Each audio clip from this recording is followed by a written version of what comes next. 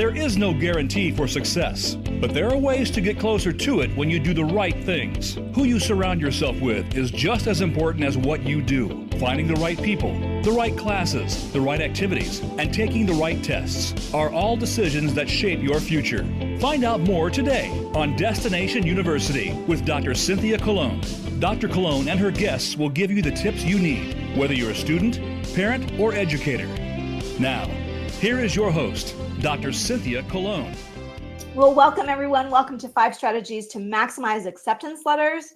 This is for the solid B student or the strong A student. Doesn't matter where you fall, we can really make magic out of making sure that you receive as many acceptance letters as possible. Now, I say you, I obviously mean the student or your child. So yeah, here we go.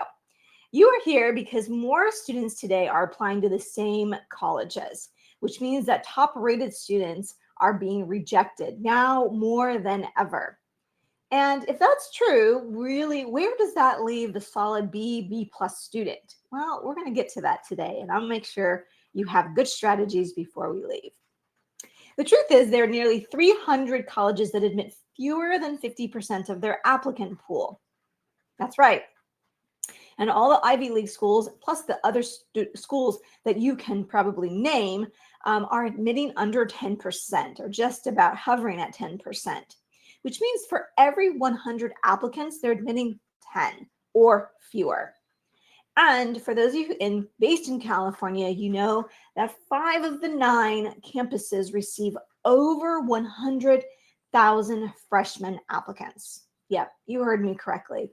5 of the 9 UC campuses receive over 100,000 applications just for freshmen.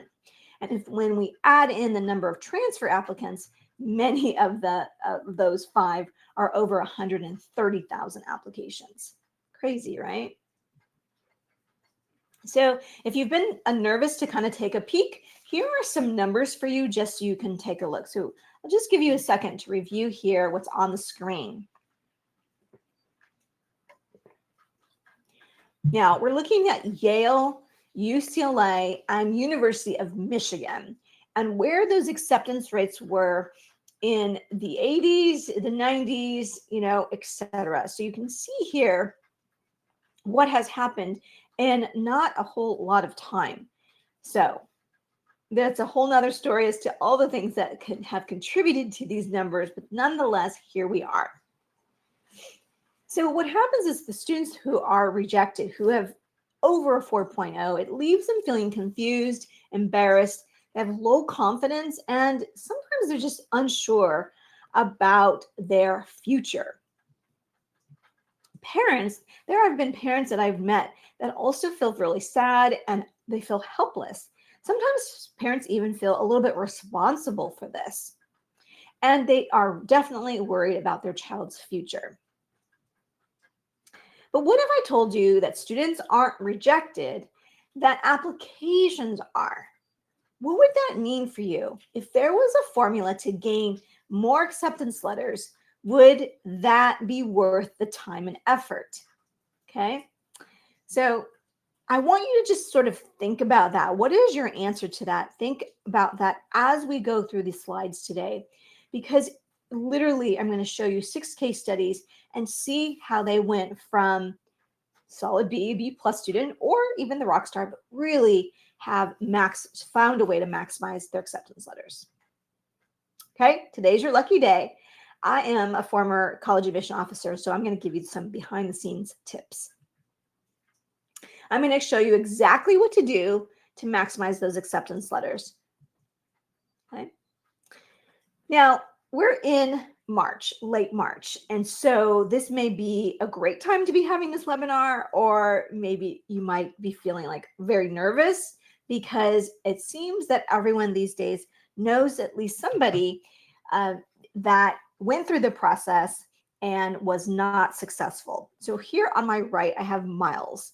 And Miles, his mom called me when Miles was a sophomore in high school. It was around this time, it was around this time.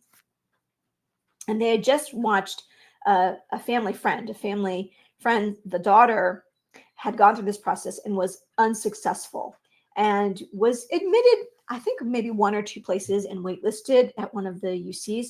But basically, they were all stunned at what happened, or what I should say, what didn't happen for her. Cosette, my left here, she went through the admission process as a traditional age senior in her senior year of high school.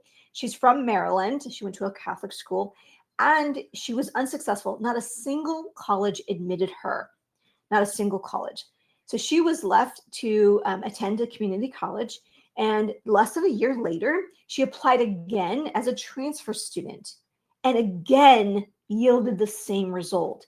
She was not admitted to a single college yet again. Okay. So these are two real students. I'll walk you through the case study of both of these students, but also 4 others. I promise you, you do not want this result, nor do you deserve that result, nor will it ever feel good. You won't be able to unfeel that feeling. Okay. What you do want is this result. These are all my nieces. I call them all my nieces. These are my cousins, daughters, and my good friends' daughters. But this is the happy result you want.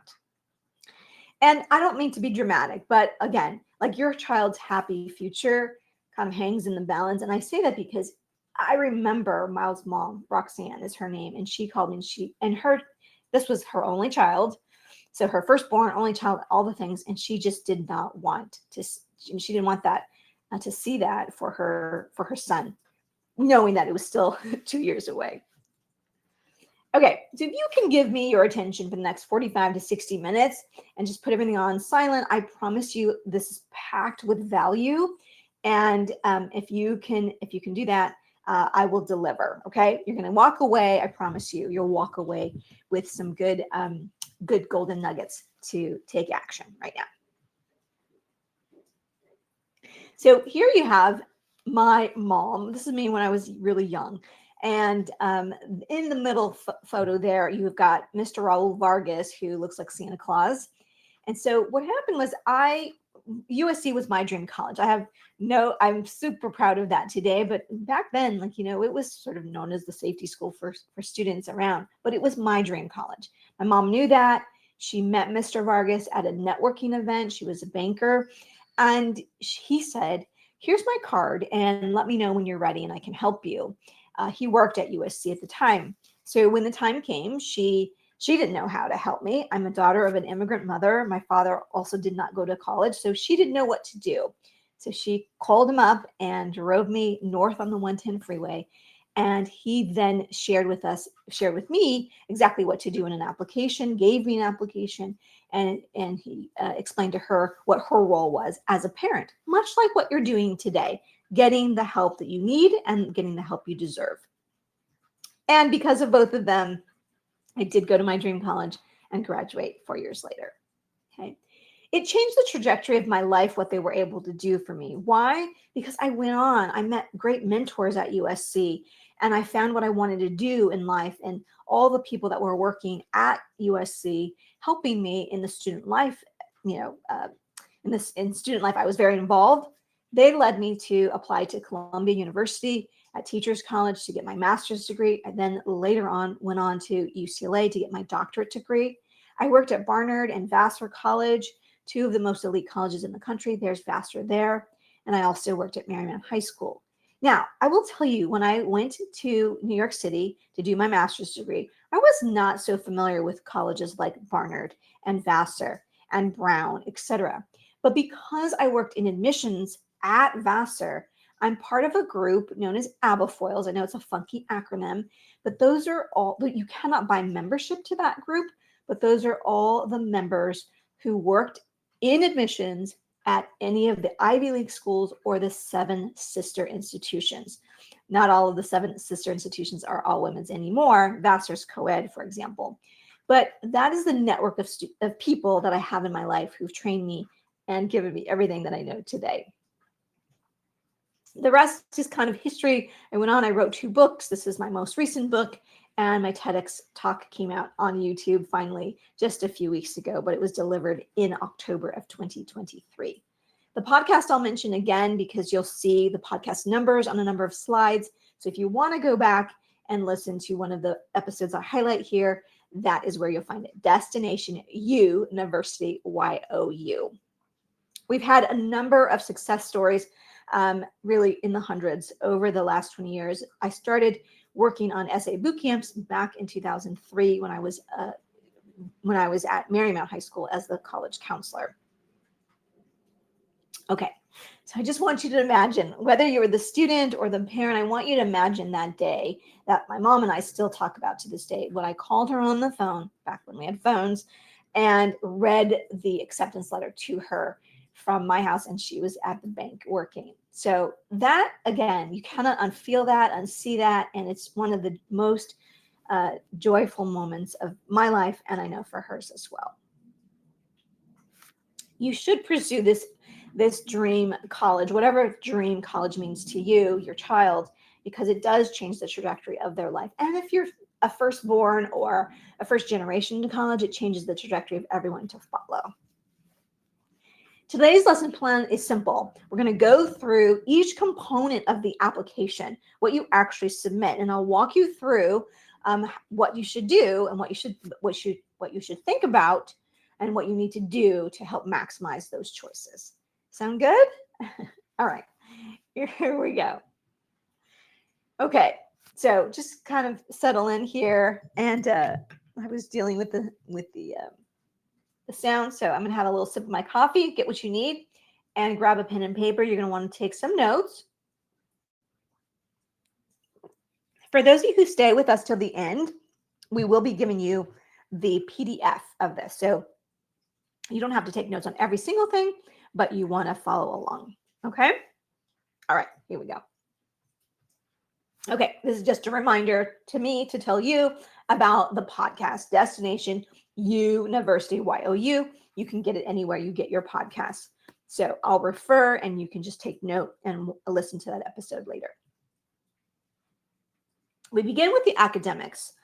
The academics, or the AQs as I call them, are your grades and the strength of curriculum, okay? And the testing is optional these days. There's about 14 schools right now. And it's going to boil down to this. So keep in mind, where do you fall? What do you resonate with? Are you like Cosette, good grades, weak curriculum? This is who Cosette was in her, in high school. Are you like Ethan, strong grades, but weak curriculum, right? Nearly all A's, but very few honors and APs. You have a solid curriculum and solid grades, but you're just not super strong, like within your classmates, within your class of 20, 25, or 26, or 27, whatever grade you're in, grade level. Maybe you're like Ryan, you're all around strong, but maybe not in the tippy top of within your classmates, your cohort. Okay, you can see here it's sort of all the things, but he was also at a really competitive high school. So he wasn't really tippy top, but he was very, very strong all around. You're like Miles, strong grades, strong curriculum, sprinkling of B's. That's normal. Okay. And then we have Jonna here, strong grades, strong curriculum. I mean, 12 APs. What does that say? 14 honors. There's not a single, I don't think there was a single A- on her transcript. So, okay. So I won't ask you to share, but just think to yourself, where do you fall, or where does your child fall? Here's what you need to know. Okay, let's talk about the 6 versus 8 rule. Your child is going to graduate with 8 semesters of grades, but apply to college with 6 semesters of GPA. So it's just a real reminder for freshmen, right? So that would be 27, class of 27. You're going to be completing 1/3 of your GPA by the end of this year. For juniors, if this is the first time you're really learning about this process or really diving deep, this is it. This is the last semester that you will then contribute to that overall GPA. So whatever you can do to put it into turbo from here to the end, that's what you want to do. What are the 5 academic food groups? English, math, science, social science, and foreign language or modern language, okay? Those are the 5 academic food groups. We do want to see those every single year in high school, okay? What we're looking for when we're reviewing an application is an increased trajectory of grades and of challenge of your curriculum, okay? It should be going upwards, okay, not downwards. So yes, you're going to have, again, very few students have like not a single B on their transcript. So wherever your B's might have been in freshman year, maybe there are fewer in sophomore year and even fewer or none in the junior year, okay? Or if you had like 0 or 1 honors class in freshman year, then you maybe have 2 honors and an AP, and then 3 honors and 3 APs, or however you want to think about it, but it should be an upward trajectory. Okay. The question I get all the time was the question you have. Is it better to take a regular class and get an A, or an honors or an AP class and get a B? The answer to that question is that it's always better to take the honors or AP class and get an A. Okay. So I know that's not what you want to hear, but bottom line is to be, without, sort of not joking aside, it is always better to take the more challenging curriculum and shoot for the A. So what do I need to do to increase my chances for success? Okay, so you want to set your academic goals and then do a backwards engineering. Okay, so what you want to do, is you want to think to yourself, I always like to use the math as an example. If you're going to try and get to AP calculus AB or BC by senior year, you cannot begin freshman year with just algebra 1. If you're starting out with algebra, if you did start, or you are taking algebra 1 now and you want to get to AP calculus, you'll need to fit another math class in the summer. So just figure out, what courses do I want to be taking by the time I am a senior? And then what do I need to do to backwards engineer what that looks like? I highly recommend that you screenshot this or write down 193, 196, and 197. Those are the podcast episodes that I highly recommend that go even deeper in. And trust me, there's the one school document that you really need to have with you to understand fully the academic piece of college admissions. Okay, remember, students aren't rejected, applications are, and I'm telling you what you can do to have control. Okay, number 2, major and college list. It's going to boil down to this. Does the desired major make sense at all? It has to really be clear to the reader why you're choosing this major. So I'll give you a couple examples. I'll walk you through all of these students. So Cosette originally applied as a singer. She was an opera singer, and she was in the main choir at her school. And so her counselor, or whatever advice she got, she went that route. And then later she decided to switch, that she really loved animation, and then built her resume around the new goal. Ethan took inventory of his transcript. He took a look at where his B's were and instead focused on his A's. He found that he was interested in humanities, and he also had this interest in political science because of the influence of his grandfather.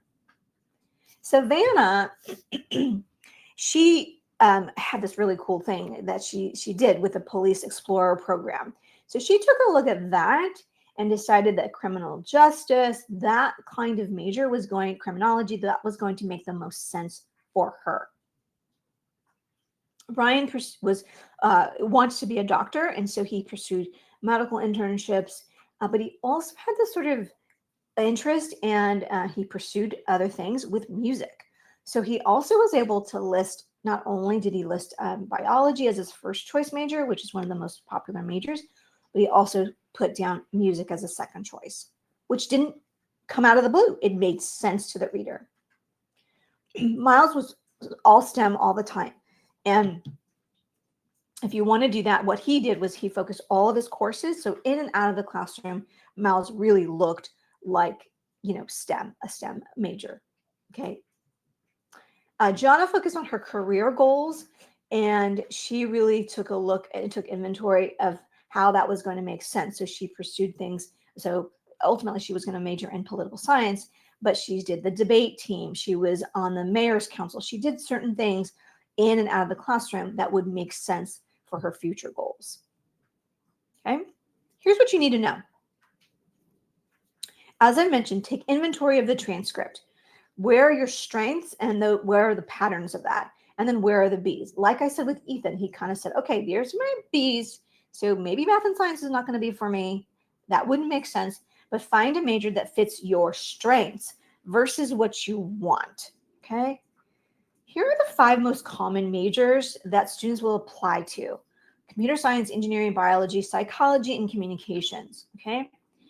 In our Dream College Academy, we walk you through how you go about finding what the top majors are for each college. So they're slightly different for some colleges, but by and large, these are the majority. So we often will say, unless you're like star, rock star, unicorn, try and avoid these particular majors so that you can have a different path. Okay, so I'll give you an example.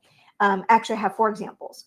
Many students will say, I want to major in STEM, or I want to be a doctor. Well, there's lots of roads that lead to Rome. So here are a few examples. We've got Jay Lynn. Okay. So if I remember correctly, I think all 4 of these students that I have, want to ultimately become a doctor or go into sort of the medical field. So here we've got Jay Lynn. She does pre-vet. And it makes sense because she also authored a children's book about the ocean animals. Okay, so that made sense for her. You can see she was admitted to UC Davis, one of the top vet schools in the country. And then Daphne, she wanted molecular genetics. She did some things in the summer. She was also really interested in marine biology. So she did things in the summer programs that matched up and aligned with what she really wanted. Curtis, evolutionary biology, right? So not necessarily biology, but he does want to be one of the top paleontologists in the world once he's said and done, right? So he went through evolutionary biology, whereas Juliana did nutritional science and did one of her essays on the science, the chemistry of baking, I think it was called. It's still one of the ones I remember. So a lot of ways that you can have multiple choices. Now, I'm not saying don't say you want to major in computer science. Obviously, Miles did. I think he did computer science and computer engineering, right? Those are very, very top most popular majors. I'm not saying you can't. I'm just saying you want to be sure that it makes sense to the reader. And if you can find some other niche underneath biology, for example, to use biology, you can still get there, okay? You want to use the 30-40-30 rule when you're creating your list of colleges where to apply to. So be really mindful, again, of your strengths and your areas of your gaps, and choose 30% of your list should be your realistic reach colleges, 40% should be 50-50 or target colleges, and 30% should be your likely colleges, okay? Notice I use the word realistic next to reach, okay? There are many dream schools that would be dream for almost anybody applying. So you want to really make sure that what is realistic for you. All right, again, college is not the end goal. It is just the next goal. And your job as a parent or your job as a student is to really set yourself up for success, to have a multitude of choices when the time comes. Students aren't rejected, applications are, so you do have control. Okay, moving on to number 3, co-curricular involvement and your resume. All right, I like to talk about this so much. It comes down to this hierarchy, and I'll give you the hierarchy, and then I'll give you some examples using our 6 students. This is the Dr. C's hierarchy of co-curricular involvement. If you watched my TED Talk, you see that I talk about student involvement versus impact leadership, right? So this hierarchy pyramid actually takes that even a step further. We've really honed down. And I want to just say out loud, your goal is to try and get as close to becoming a party of one as possible. Now, Most students are not a party of one, and you'll see what I mean. But that is the goal. So just think of it that way. Okay, so let's start with level 1, which is school involvement. Club, sports, arts, student council, and community service. Okay. Of every year of all the students who are graduating from high school, approximately 60%-ish of those will apply to a 4-year institution. I can guarantee that's about 2 million students. I can guarantee you all of them have at least one, if not more than one of these five particular categories of involvement. Okay. So this is all on their resume. So you're not going to stand out by just having a mix of this level. Okay. But we can move on to level 2. Level 2 is school leadership.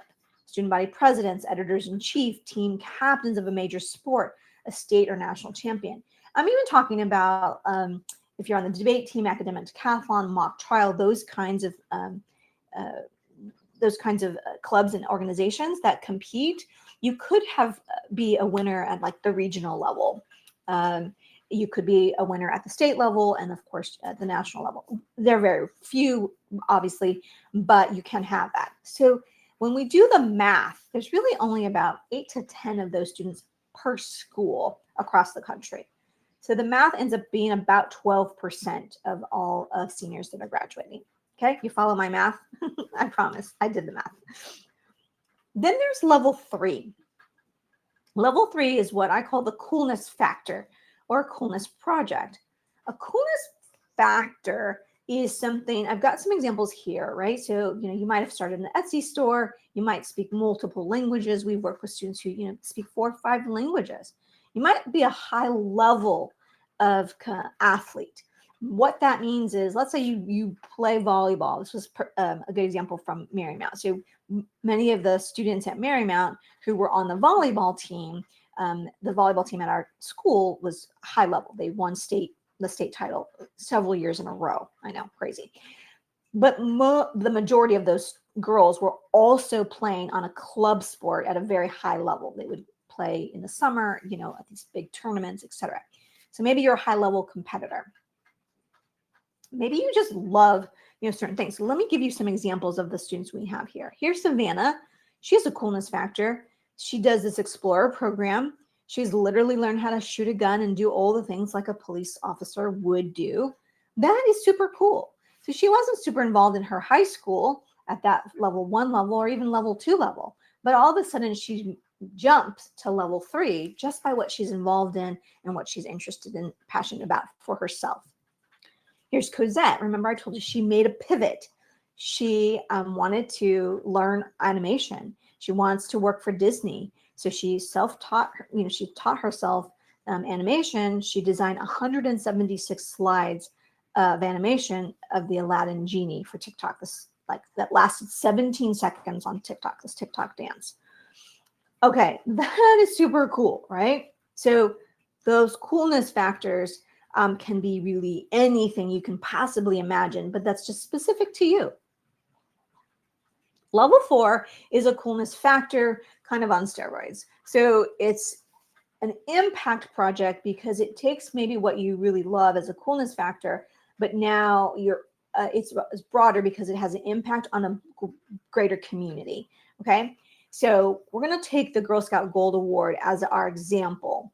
Okay, so the Girl Scout Gold Award, similar to Eagle Scout, but the Gold Award I'm more familiar with. You have to, the girls who want to get the Gold Award have to solve a problem for a community that they're passionate about.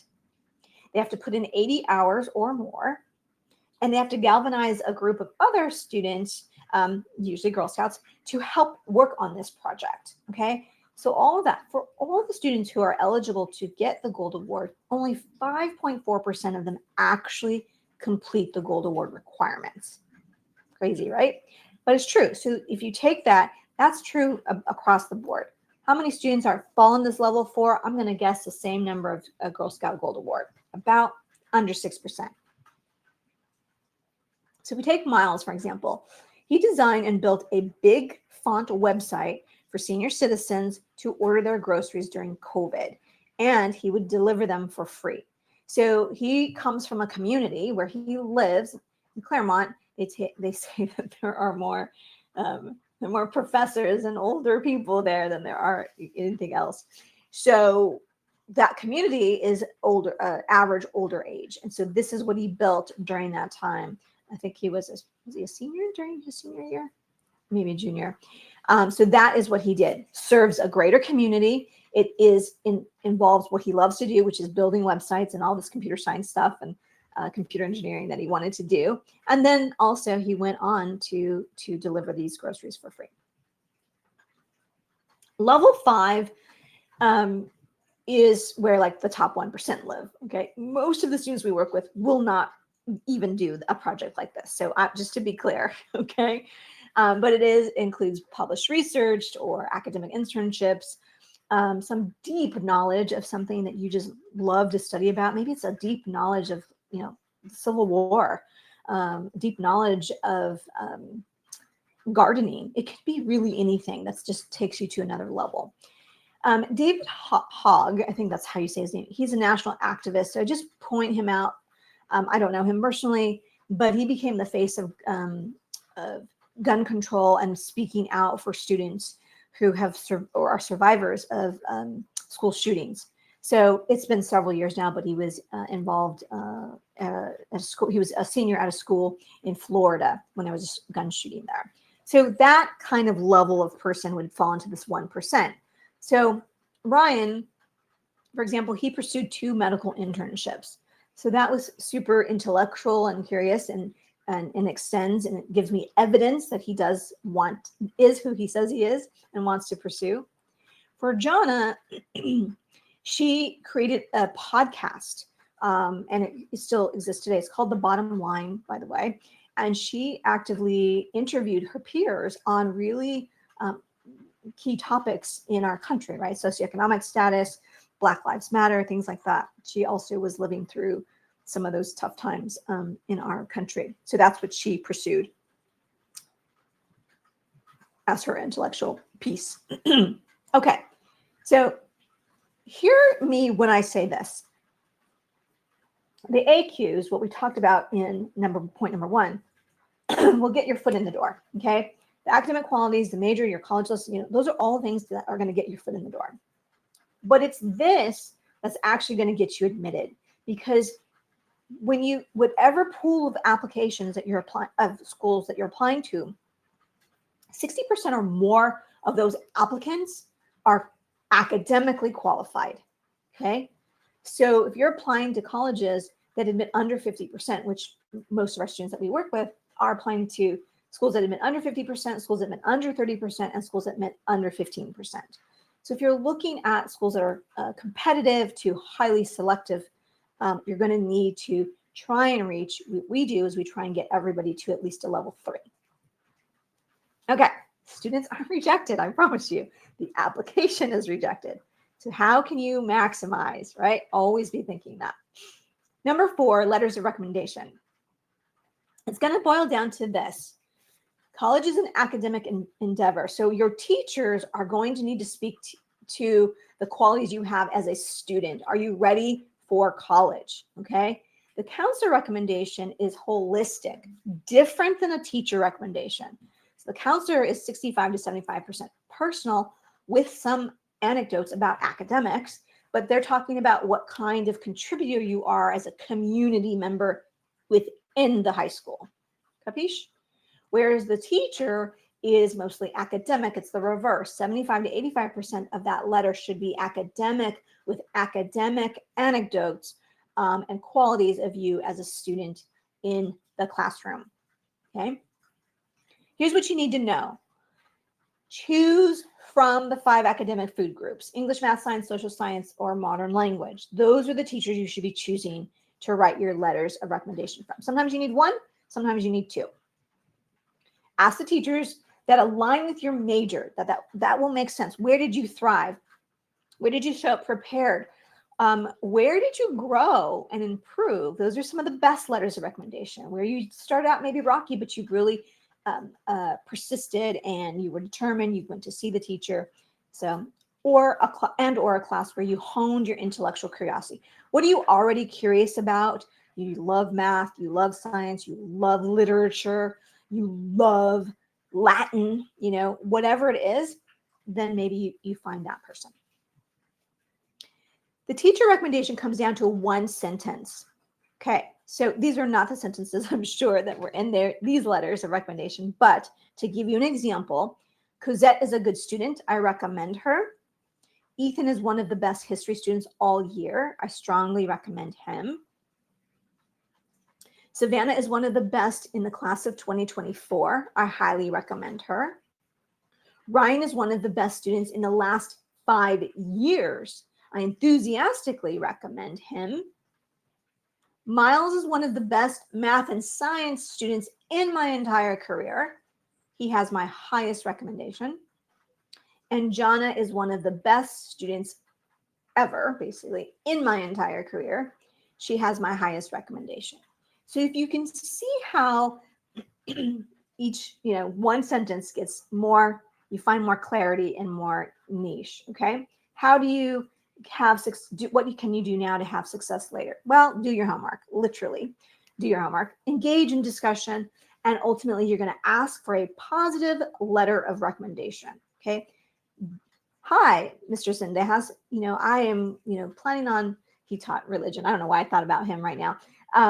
So we wouldn't use him, but hi, Miss Emil, you taught me AP US, and I'm planning on studying history and with a minor in, Spanish. I would love it if you could write me a positive letter of recommendation. Do you think you can write me a positive letter? She will say yes or no. And if she says no, then you move on to somebody else. But she's most likely going to say yes. Students aren't rejected. Screenshot this and plaster it to your wall. Applications are rejected. Number 5, we're coming too close to the end, I promise.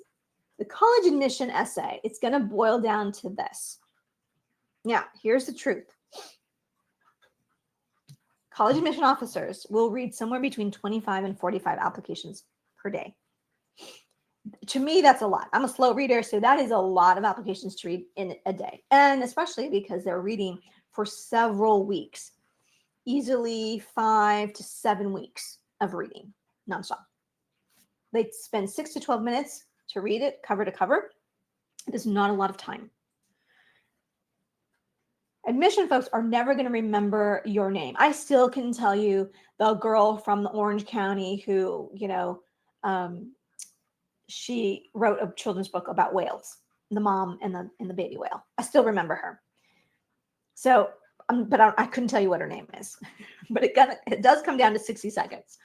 The goal of the essay is to clearly connect the dots for your reader in a way that is clear, concise, and compelling, right? 6 to 12 minutes is not a long time. So you've got to connect the dots for your reader. That's your job. The onus is on you, not the reader. So let's take a look. Here's Cosette. It comes down to this. The opera singer turned animator who wants to work for Disney and found her academic stride in community college. Cosette, I told you she was rejected from every college she applied to, not once, but twice. She made a few tweaks, and once she learned how to create a clear and concise and compelling application, she then not only was admitted to her dream college, which was UC Santa Barbara, which she'd been dreaming about since senior year, she was also admitted to Berkeley and graduated from Berkeley. This is a little piece of her essay. I'll just show you. I'll leave it here for a second while I tell you that in our essay camps, and we believe in a signature 4 essays. We call it the core 4 signature essays. Who am I? What am I good at? What's something cool about me? And why this major? So this is just a little piece of her, what am I good at? She had to write 4 essays because she applied to the UC system. So she did all of those essays that I just mentioned. For Ethan, he comes down to the young man who cared for his mother in freshman year. She was very ill in her freshman year. He wants to follow in his grandfather's footsteps in serving his community. I don't know if you remember where we started with Ethan. I think he had strong grades and weak curriculum, but well packaged and well put together, clear, concise, compelling. He's at one of the top UC schools here in California. Yeah, he's at San Diego. Savannah, the Catholic schoolgirl committed to law enforcement, earned awards and will pursue criminal justice. Now, not only was Savannah really looking to get into, colleges and have choices, she was specifically looking and hoping to get merit money to help pay for her college. She's one of two that were selected for a full scholarship at APU. She had to submit her essays. She had to go through a whole day of interviews, but she was prepared because of all the tools that we'd given her. Ryan, an aspiring doctor who had multiple internships, works part-time, self-taught musician, composed and sold his own soundtracks. And oh, by the way, he also plays varsity and club baseball. Yes, that's Ryan. He's at Emory University. Here's Miles, a kid who built a large font website for senior citizens, delivered free groceries during COVID. He is a STEM nerd in everything he does and loves learning Japanese. Yeah, that was another thing. Once we started working with him as sophomore, we learned all these cool other things that he loved, including snowboarding was another thing that he loved to do. Here's a little piece into his coolness factor. It just really goes on, and this particular essay shares a glimpse into him going to the grocery store and then I have trouble finding the preservatives. And so it's a back and forth with his customer. It's really great. Okay. Last but not least is Jonna. So she becomes the Chicago girl who shares one bathroom for 5. She's a champion debater. She started a podcast and wants to study political science on her path to becoming POTUS. Yes, as in the real POTUS. She was admitted to top 25 colleges across the country and is currently attending Princeton. Okay. Here's a little glimpse into her personal statement, and this would fall under the category of who am I? And this just dives deeper into her life in Chicago and her life in the small apartment. Okay. All right. I'm just going to take a sip here of water while we get ready for the second portion here. All right, and get your questions ready as well. Okay. The truth about essays is that what you can do now is explore, engage, and excite, right? So interesting students become interesting applicants, period. So you want to think like, what do I love to do? What does your child love to do? What do you know that they enjoy doing? And just start testing the waters, practicing. Like, I don't know how Ryan figured out he loved music, but something he did, and then continued to pursue that. I don't know how maybe Miles took a class in maybe Japanese was offered at his school. So just think about everything that can make you sort of an interesting applicant, and just try everything. And I know what you're thinking. I know you're thinking, well, these students are exceptional. No, they're not exceptional. Hopefully, actually, you're not thinking that, because I started by showing you where they started from. They're all just ordinary students. There's not a single student that we gave you today that is a recruited athlete, that's the next Mother Teresa or the next like Steve Jobs, like none of that, right? They're just regular, normal, ordinary students, just like you, just like your student. Students aren't rejected, applications are. I promise. Screenshot it, plaster it to your wall.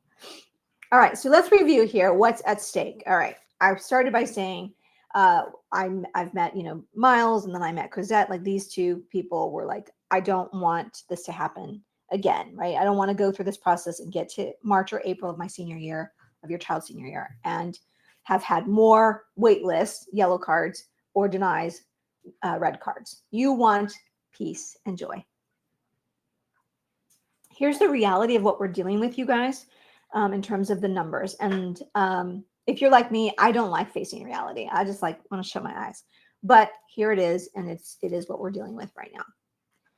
Understand that nothing about this process is hard, but it is a marathon, not a sprint. Okay? I don't know. Most of the parents today are about my age, and I woke up, rolled out of bed, took the SAT one time, I think, applied to 5 colleges, and boom, I got into my dream college. You cannot do that anymore. Like, students can't wake up in October like I did and decide, I think I'll apply to USC. Speaking of, the truth is your child is going to go through this process one time. There are no do-overs in this process. You You can ask the English teacher to help to let you have an extension to revise the paper for a better grade. That's not what happens here if you get a waitlist or a deny. Okay, everyone. Hopefully you left with something that you're going to take action on in the next 24 to 48 hours. All right.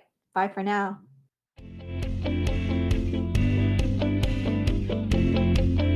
Thank you so much for listening this week to Destination University. Be sure to join Dr. Cynthia Colon again and get one step closer to your success.